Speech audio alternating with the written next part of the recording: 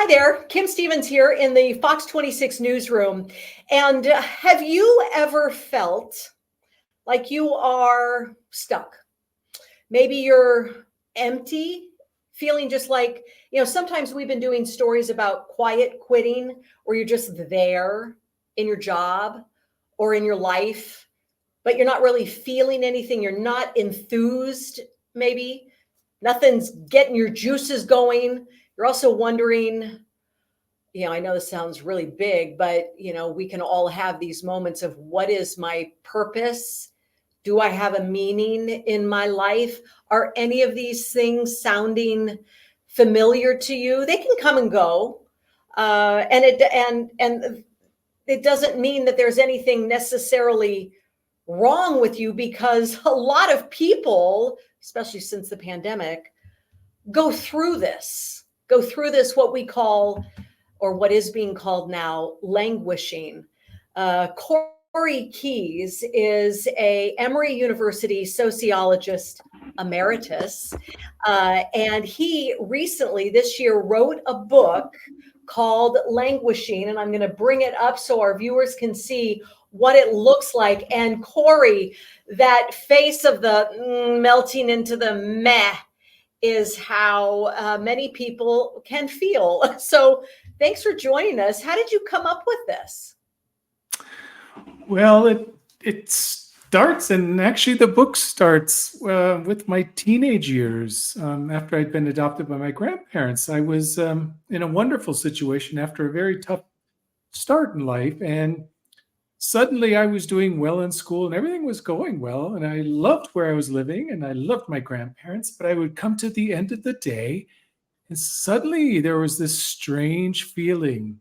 I didn't have a word for it then, but when I first heard Jackson Browne's classic album titled Running on Empty, Yeah. and I heard that song, that became my anthem, because I identified with the lyrics. Like, you're just running on empty. You keep trying to do things, but you're simply feeling drained of color. So there I was as a teenager, and little did I know I would become a sociologist and devote my career to trying to figure this out if other people were experiencing it. And then, as it turns out, you are one of the most popular, it sounded like, especially in the sociology department. But for people who were looking for classes, you ultimately got so many people, you had to, kind of close your class and accept slowly, because you just had so many people who wanted to be in your class to learn all the different things. But one thing I thought was really interesting that you had your students do is be happy all day long and then record all this. And why was it so hard? Well, Kim, here's the interesting thing. They laughed at me because this is one of the first assignments. Yeah. And they thought this was going to be a sign of how easy this course was going to be. And all I asked them to do was to go out, experience happiness, and then sustain it for as long as possible. Try a half a day and see what happens. And they giggled, laughed, and they thought, oh, Dr. Keyes, this is going to be easy peasy. They come back and they have to write up an essay. And they are shocked how difficult that is. And then they start to explore the artificiality, this sort of vacuousness of trying to chase something that was by nature meant to be fleeting, right? Emotions. And we fall for it all the time, just like my students. We go around chasing and pursuing happiness, which is an emotion which is supposed to be temporary and time limited. And that's the very first lesson. And off we go running into this wonderful literature that teaches them all kinds of lessons in life. And the first one is, don't chase happiness directly. Try to create happiness out of trying to become a better person and function well and create a good life. And then you will feel happier many more moments because you're living well. So that's the first lesson. Yeah, that really is great. Because when I heard that, I thought, okay, I'm going to be happy. Like, I'm just going to bear down and push it and make it such. And I found that to be just so Interesting, because now you clarify it, that what you do and how you live is what can really bring sustained happiness. Yes, be happy because you are living a life that's worthy of happiness and satisfaction and joy. Because I think I'm not creating anything new here. I think there's some ancient philosophers who are trying to send this message. Aristotle, in particular, who said if you put the happiness first and you find ways to feel good without having worked on becoming a better human being for others and yourself and family, you may not actually be very motivated to take on the hard work of becoming a better person, because it takes hard work. Just like going to college, my students resonate with that message. It takes sacrifice and hard work and dedication to become excellent at what you do. But once you start achieving some excellence, you start feeling pride and satisfaction, and even maybe a sense of purpose and acceptance of yourself. And so the good things come to those who wait and pursue excellence. Even people, though, who have what we consider to have the utmost of excellence. And I just think about a story that we did today about poor Matthew Perry. And I read his book this summer, and I was, somebody who had, it seemed, everything, right? And still had so many holes, and maybe a whole lifetime of languishing that couldn't kind of get it together. Describe to me how languishing feels. Yes, because even people with the accoutrements, right? The accoutrements of what we would think is happiness, having all those, the money, the bling, the good things, will talk about the following feelings. You use the word emptiness. Yes, that's a very common expression of how people feel when they meet the criteria or diagnosis. I actually have a formal diagnosis for this. In addition to emptiness, people will feel numb, and they will talk about feeling numb. And what they're talking about there is that they don't feel any emotion or much emotion. So they don't feel anything bad. They don't feel very sad or negative, but they don't feel much good or anything positive. They're sort of in between. And that's one quality of feeling stuck, because we're emotional creatures, just like every other sentient creature on this planet that was wired to experience emotions, both good and bad, because they serve us. They direct us to do things. And so in addition to feeling stuck emotionally, I think people will use the word stagnant, much like that pool of water that you might see out in nature that's gotten trapped and can't flow anymore. It starts to look sick and stagnant. And then the last thing, Kim, that I've heard people use as descriptions for languishing is to feel like they're dying inside or dead inside. Oh. Yes, it's like a part of you that was once good has been lost, and you don't feel like you're growing anymore towards something good. And so just like everything else in nature, we were planted here, like everything else, to grow. And I think that's an interesting part of languishing. You feel stuck, stagnant, like you're not growing. But you also say that it's different from depression. Very different. And in fact, all the studies I've ever done, we've measured depression the way psychiatrists measure it, and of course used my measure for the presence and absence of good mental health. And languishing is often distinct from depression. And in fact, if you were to look at the symptoms of depression, there's maybe one question that might be asked by a psychiatrist if they're trying to see if you're depressed. And that is, have you lost interest in the things that used to bring you pleasure? So have you lost interest in life is the question I ask people, but that's only one of 14. And so there's one tiny bit of overlap. It's only barely between the way psychiatrists measure depression and the way I measure the presence and absence of good mental health. Because to understand languishing, you have to also understand flourishing or good mental health, because languishing is the absence of the good mental health. And so you can be in between. That's why I sometimes call it the middle child. You're either flourishing, you're depressed, or you're right there in between. You're not depressed, but you're not flourishing. Yeah, that's fascinating. Now, my husband's a middle child, so we'll. We don't want to demonize middle children. You're That's exactly right. But sometimes a middle child will describe him or herself as, well, I'm kind of invisible. Everyone the child that was born first gets, got a lot of attention, has gotten a lot of responsibility. The child that's last is younger, needs our attention. And the child in the middle is kind of like, well, I'm just here. What about me? What about me? I found it interesting that languishing a long, long time ago used to be considered one of the deadly sins.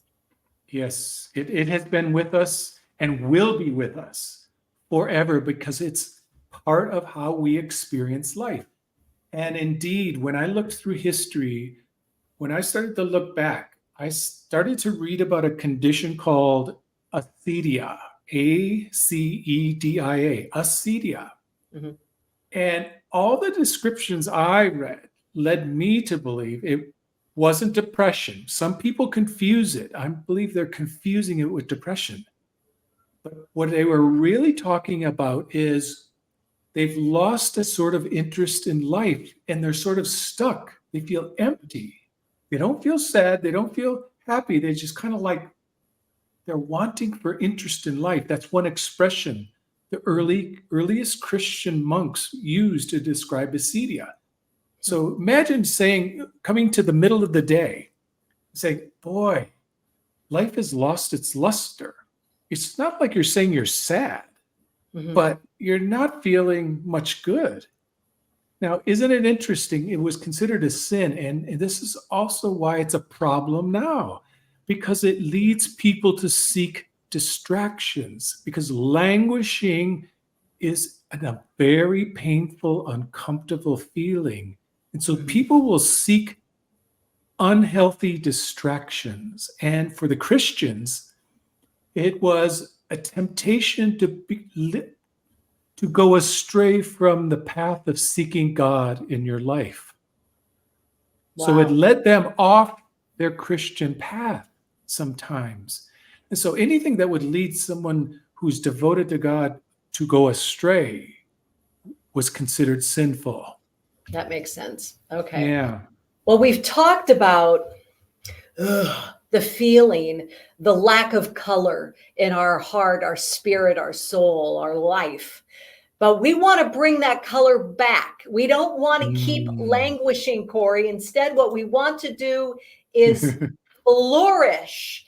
And you say you have some vitamins for us, 5 vitamins to help us push the languishing aside and feel like we are flourishing again. So let's give people hope and purpose and maybe a plan to do that. So the first one, first off, I'm sorry. Tell me how you came up with these 5 vitamins of flourishing. Well, it was based on a study that I ended up reviewing for publication. And it was at the time, a young doctoral student at the University of North Carolina who was doing this longitudinal study. And every Tuesday, she would call up the adults in her study and ask them if they had done any of 6 activities. And 5 of the 6 were associated with moving away from depression, moving away from languishing, and up my scale towards flourishing.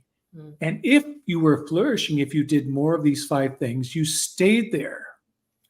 And there was only one that didn't show up in the 5 vitamins. And I almost hesitate to say it, but it was interesting to me. People who exercised more did not necessarily have a better day, and that therefore did not contribute to um, moving up towards flourishing if you were depressed or languishing, or staying and flourishing.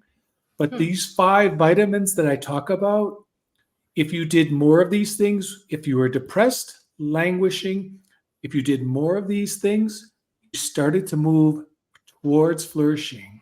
And it's interesting, if you were flourishing, you needed to remain committed to these 5 things, because if you stopped doing them, you started to drift towards languishing. So, all right.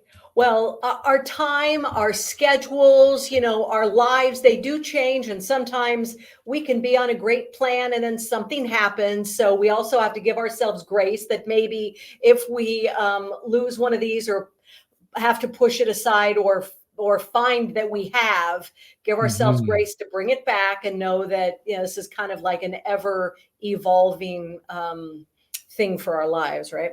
yes, it is. Okay. Well, vitamin number 1, follow your curiosity and learn something new. Tell us about this.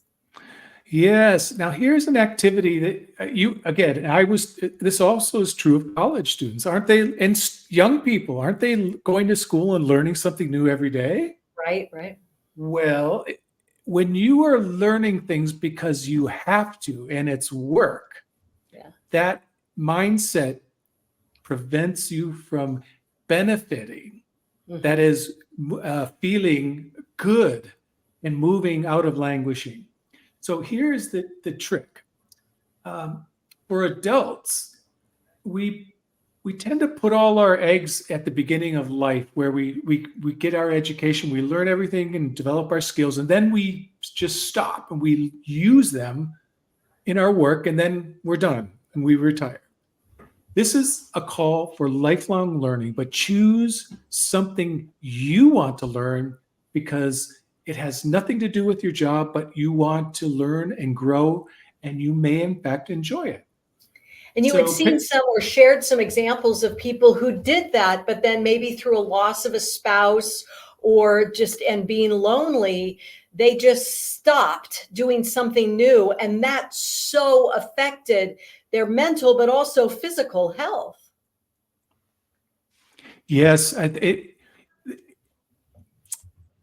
I love the story of the woman who during the pandemic returned to her musical instrument that she took up when she was young. Yes, the violinist. Now, isn't it interesting? She stopped. Now, here's what happens to a lot of people who do art and writing and music early in life. They get the message that if they can't make a career out of it, why continue? That's a bad message our culture and cultures around the world send to young people, because you don't need to perform, write for others and perform music for anyone except yourself and your loved ones. And here's the thing. I love this story because she returned to something that used to bring her joy. She didn't need to play for others for it to impress and bring joy to her. And that's what she rediscovered. And what she loved is also seeing herself grow and improve. And this is the key to learning something new. We feel alive again when we see ourselves making progress. So here is one way you can see yourself making progress. Pick up something just because you want to learn it and see yourself grow. I love it. The next one is build trusting relationships. I spent this last weekend with a college friend of mine who said, as many people in our late 50s are saying, no more BS, no more people who don't bring me joy or pull me down. I have had it with that. I am only going to concentrate and accept the people who accept me for who I am and don't try to change me and help build me up, elevate me rather than tear me down. Is that kind of like this number 2 vitamin? Yes. And in fact, I have to tell you about a study I just read about in The Atlantic, and it was about research on loneliness. And they were talking about how today people have fewer friends. It's dropped from 6 on average to 3. And we don't spend as much time with those 3 friends. And the argument is, well, if you spend more time, you will feel more connected. But 40% of the participants, almost half, said even with the friends that they have, they don't have emotionally close relationships. And they don't seem to have the time, they argue. But I don't think it's just a matter of time, because what older adults teach us is they spend less and less time with people, but the time they spend with the others is spent with those who are warm, trusting, and bring emotionally satisfying interactions. So they prioritize the people with warmth and trust and love where they can give it and get it. So it's not just a matter of spending more time with your friends. You need to prune and spend time with the people that you love and care about and give you warmth and you feel warm towards. So it's not a problem in my mind necessarily that you have fewer friends. It's that we don't spend time with the friends and the family members who bring us and warmth, trust, belonging. Really good point. Okay. So there's another vitamin to help bring us to a level of flourishing. The next vitamin is move closer to the sacred, the divine, the infinite. Not everyone has an organized religion or faith, No. but still there are ways to move closer to this. Explain what your thoughts are. Well, it's what I'm talking about here is that, again, people who engaged in more of these activities that had spirituality attached to them or religious rituals benefited and moved away from languishing and depression, and those who were flourishing stayed there. And I try to talk about in that chapter why I think that's the case. And the way I view spiritual practices and religion is it's a dress rehearsal, right? Yeah. It's a dress rehearsal for life when it gets real, right? When life gets real, we're usually talking about, well, things aren't going the way I want them. People aren't doing what I want them to do. Bad things are happening to me, and people are being mean. Well, what usually happens, we feel negative. And when we feel negative emotions, we react. When we react out of anger and negativity, we usually do not behave, shall we say, with integrity and in ways that we feel proud of. Yeah. What these religious and spiritual traditions are really all about is rehearsing in such a way that when things go bad, you stay calm and clear, and you choose to respond out of your deeply held values and commitments and principles. And you choose not to make the situation worse. And in fact, sometimes you might even choose and act in a way that makes it better. And imagine when things get rough and tough, you respond with kindness rather than anger. Yeah. Some of these things that we learn even as early as kindergarten, do unto others or turn the other cheek. I mean, they do certainly come from the Bible, but it doesn't, but I mean, they apply to anybody, any religion. Well, the wonderful thing about these practices is that you've got to get out of your head and rehearse these things. Yeah. So when you're doing yoga and meditation, for example, what you're doing is rehearsing a way of being in a situation where your emotions and your thoughts could become negative, and then you treat those thoughts and emotions as real and you lash out. It's not enough to just know what the good book says. You have to be prepared, and so you have to rehearse and practice these things ahead of time, just like a musician going out and doing a recital. You do not go out on stage in front of thousands of people without preparing, or you will not do well. Wow. Yeah, Absolutely. That I so well said, easier to understand. The fourth one is to live your purpose, but also have a purpose. And Yeah, that seems to be something I hear people saying now, especially as children graduate or leave the home, the empty nesters, they go off to college and then all of a sudden I don't have someone to care for, or I need to now find what's my purpose. How do we do that? exactly. Yeah. Well, let's scale this back just a little bit because I think we all talk about purpose in a way that complicates it way too much. Okay. It makes it seem like we have to solve the world's a big problem in the world. Okay. And I asked two very simple questions at the beginning of that chapter. And if you say yes to both of these, you're on your way to finding and living a purpose. The first is, do you want to help something or someone or some group in this world?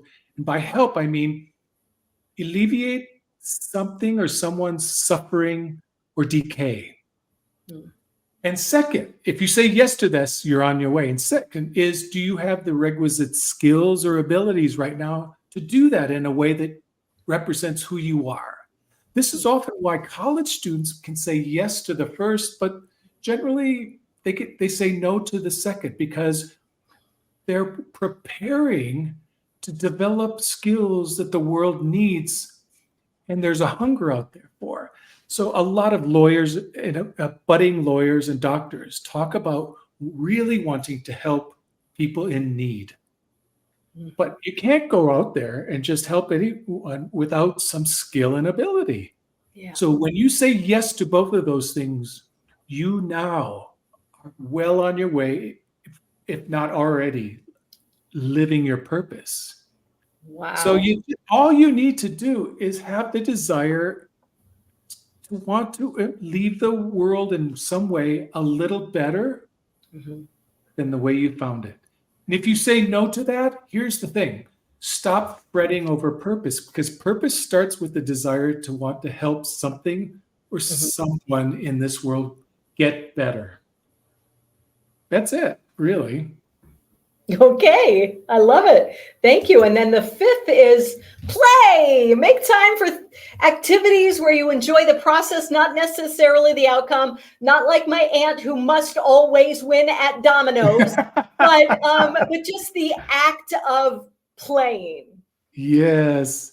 And I talk about play as sometimes as a bit of it's almost like you're being rebellious in a world where we all are encouraged to view time as money, right? Time is money. If you're not using your time for something productive, you are wasting it. But that's not a great way to view yourself and your life, because all of us throughout life need play, because we step outside the commodity of time and we do things just because they're fun. Now, there's nothing wrong with playing games. I view for adults games as play, and there's nothing wrong with keeping score and when there's winners and losers. But when your joy depends on whether you win or lose, then you're not playing.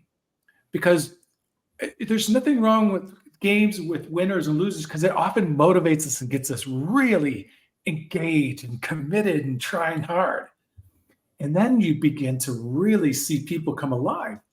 And what they don't realize is they're already experiencing the joy that comes from play, because they're usually doing it together and they're just doing it because it's fun. Yeah, I had some friends talking about pickleball this last weekend and how much fun it was. And then they decided we can't play with this one person anymore because this person is making this like the Olympics. We just wanted to come out and have a good time. I don't need to win. No, I know. I've heard that myself with pickleball. I don't know what it is about pickleball, but there are people who take it very serious, and I understand that. But I love the fact that play can be a form of resistance, Resist a world that wants you to commodify everything and only feel justified in feeling happiness because you have more points, more wins, that you're better than somebody else. Yeah. Do it simply because it's active, it's exhilarating, it's joyful, it's fun, and you forget about everything else for a moment in life, and you're just focused on what you're doing. Yeah. And you say forget about all the other things in life, especially for people who work in a crisis situation all of the time. There was a part of the book where you were talking about people who are in extreme stress, whether it's because something is happening to them or and in their life, or that's the job they chose. I mean, heck, breaking news a lot just today, and it can be stressful and sad and really weigh on you. However, for those who were in extreme stress situations, yet were still finding ways to flourish, had a different, their bodies reacted differently. Because extreme stress can really be terrible for one's health, right? Yes. On top of experiencing stress, when we're being challenged almost excessively, there's a biological genetic response. Certain genes get activated, and they turn on inflammation, and they turn off or turn down antibody production, which is on top of stress. This is not a good thing because inflammation, when it's present for too long, is associated with a host of diseases.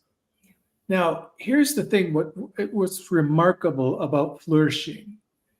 The elements of functioning well, things like purpose and belonging and contribution, acceptance that go into my measurement of flourishing and languishing. When you have those qualities of functioning well in life, it turns out when you're experiencing high stress, that functioning well dampens. It sort of modulates and turns down the expression of those genes. So when you're doing well in life with purpose and belonging, you're experiencing a lot of stress, your inflammation does not go up as high, and your antibody production isn't as suppressed, which is very healthy. But when you're languishing and you experience a lot of stress, in addition to the damage done by cortisol, which is that stress hormone, you experience way more inflammation and a lot less antibody production, which makes things even worse. It's remarkable how deeply ingrained into our body and brain this stuff about flourishing and languishing is. It's part of who we are and how we're designed. So it helps us a lot of ways. That flourishing stuff really protects us. We are consistently on our 5-hour morning show doing stories about how lack of sleep and this, that, and the other is, hurting our bodies. And sadly, because we wake up at 2:30 in the morning, I'm thinking, oh my gosh, I'm killing myself by trying to follow my passion in my job. And when I read this part of your book, okay, I live in extreme stress many days, but that doesn't mean it's killing me. No, and in fact, here's the thing. Flourishing is the presence of good mental health. It's not merely, right? My work shows very clearly the absence of mental illness does not mean the presence of good mental health or flourishing. You could end up in between, which is not a good place. But here's the thing. When you are mentally healthy or flourishing, you are prepared. I want to use the word preparedness, because in addition to helping protect you against those demands you just talked about at a biological level, here's what we found during the pandemic. People who were mentally healthy were prepared. By that, I meant they were less likely to develop anxiety, depression, or PTSD as a result of these very extreme conditions. But when they were languishing, they were much more likely during the COVID pandemic to develop either anxiety disorders, depression, or if they were frontline healthcare workers, to develop PTSD. So the absence of good mental health, languishing, leaves us unprepared for the slings and arrows of life. But when we are mentally healthy, when we are flourishing, we do way better. Even we did better during the COVID pandemic. I mentioned all of that because we blame a lot of mental illness, which went up dramatically during the pandemic, only to COVID and the shutdown. But it wasn't just COVID and the shutdown. It was that we weren't mentally prepared. We were not mentally healthy as a population. And so my argument here is we need to develop a better way to deal with the growing crisis of mental illness by promoting good mental health and dealing with languishing, which is not being dealt with at a public health level right now, nor are any clinical or psychiatric services even close to dealing with mental health in the way I'm talking about it. So that book is about learning how to develop for yourself what the healthcare system, public health system right now needs to catch up with. Yeah. Well, we can take one vitamin at a time and get on our way to flourishing, right?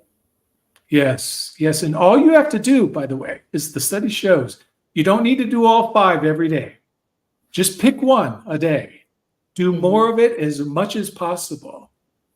And you will experience what the research participants experienced. Better and better days that move you towards good mental health, which is flourishing. Beautiful.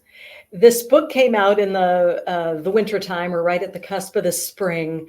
How has the reaction been? How have people been receiving it and telling you about that?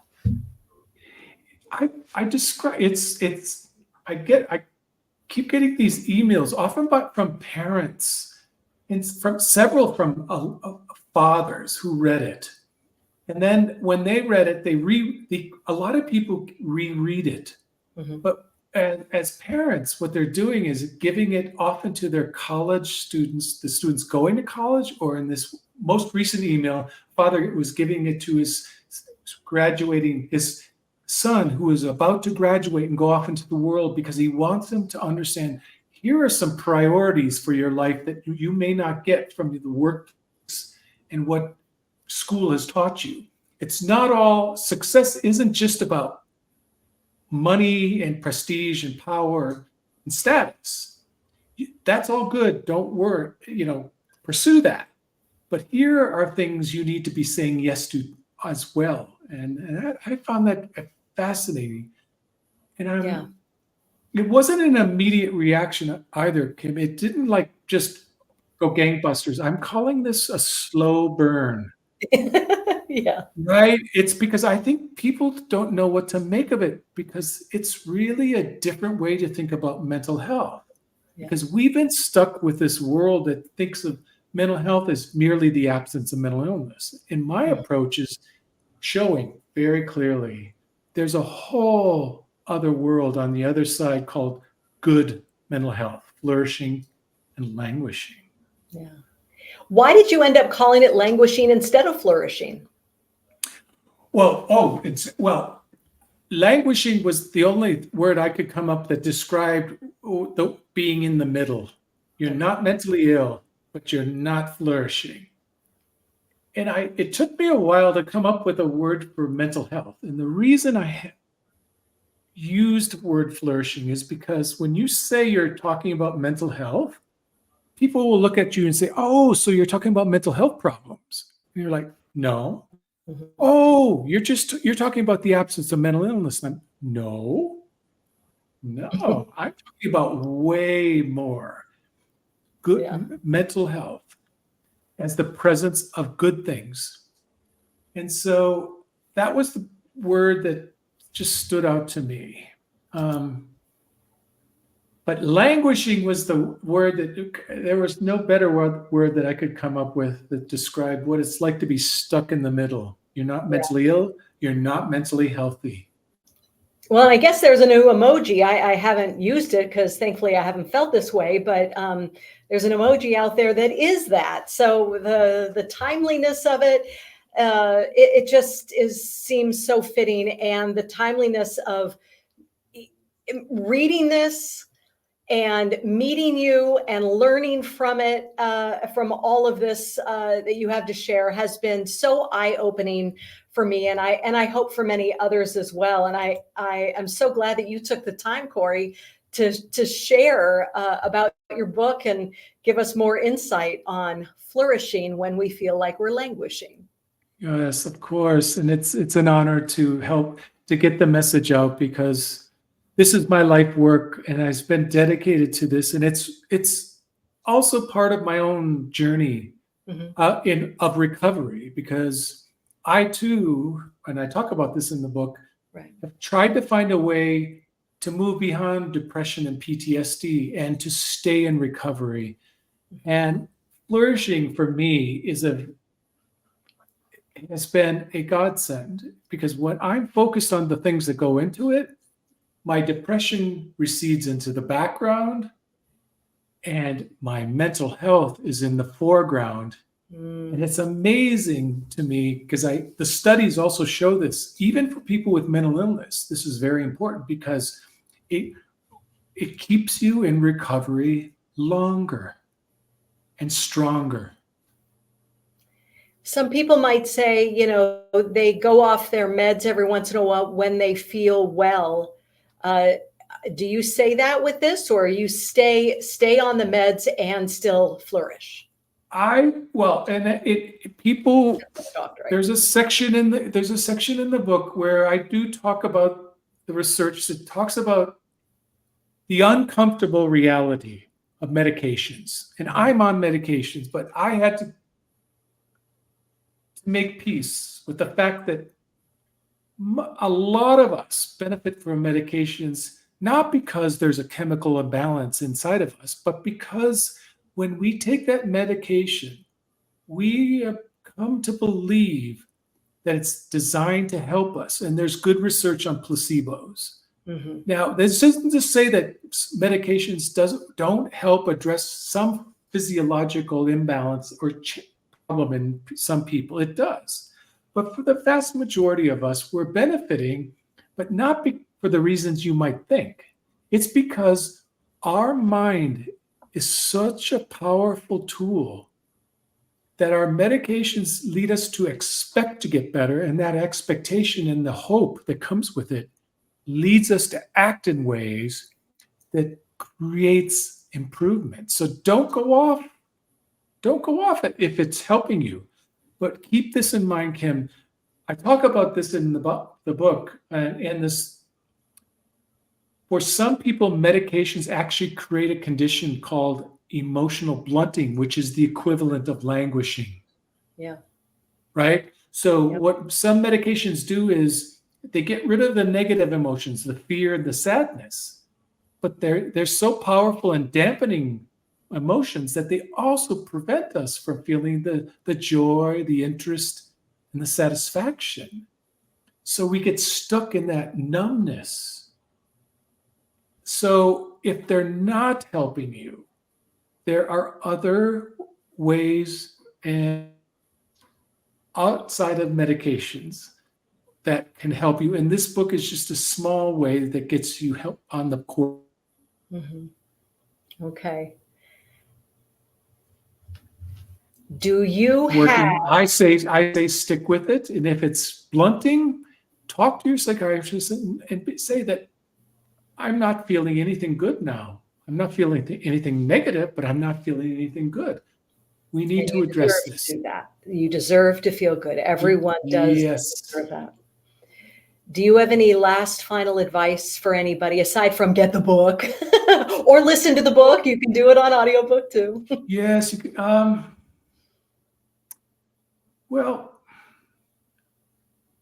I want the world to understand that we do have another way to deal with the ever-growing crisis of mental illness. And you would get the message from public health in clinical and psychiatry that the only way to deal with the growing crisis is to create more therapists and psychiatrists. And I'm not against that. But you will never treat your way out of this problem.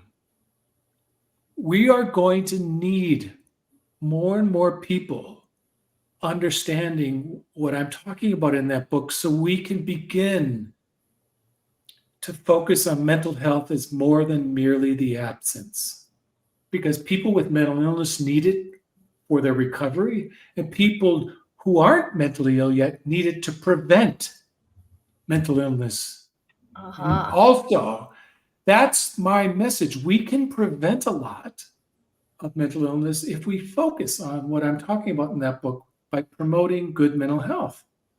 And we can prevent a lot of excessive problems if we deal with languishing before it becomes a gateway to even worse problems. Okay. Helping us feel alive again in a world that wears us down. Corey Keyes, Emory University sociologist, emeritus, but also author of this book.